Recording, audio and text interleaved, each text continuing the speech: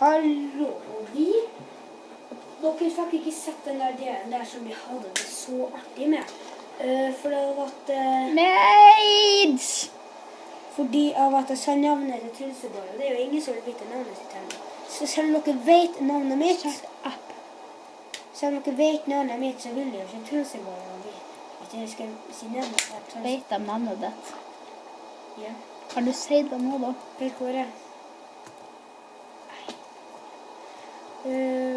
Han heter egentlig, skal jeg si det. Jeg har sagt det, jeg heter jo egentlig på kåret. Lagen Furnace. Og kanskje ikke akkurat så mange da, bare én. Lagen. Du lagde 4 fuckings Furnacer. Du har vi chest?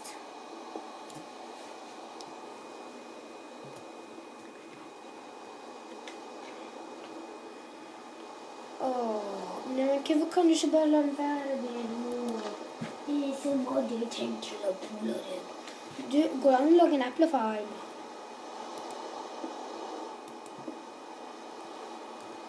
Ens i halsen er så bra. Ens i halsen er en monobryn. Monobryn er bra for barn.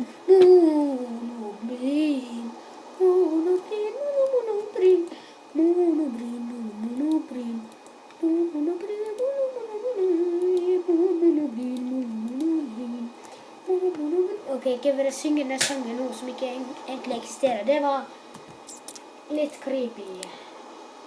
Vi skal og AIDS.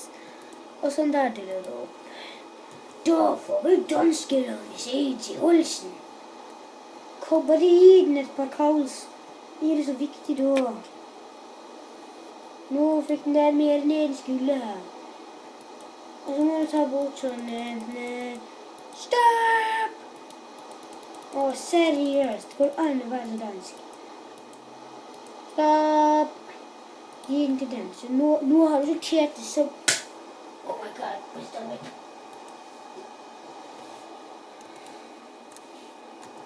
Dette her er jo verdens beste video. Sagger vi.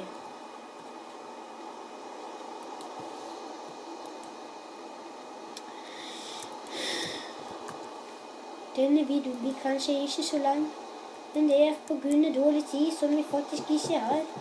Vi har ikke dårlig tid, men vi sier at vi har dårlig tid, for vi vil gjerne beholde dansketiden. Kan du bare tis til? Nei. Nå tar vi og runder av videoen. Nei. Vi runder av videoen på grunn av at jeg skal bort til dans.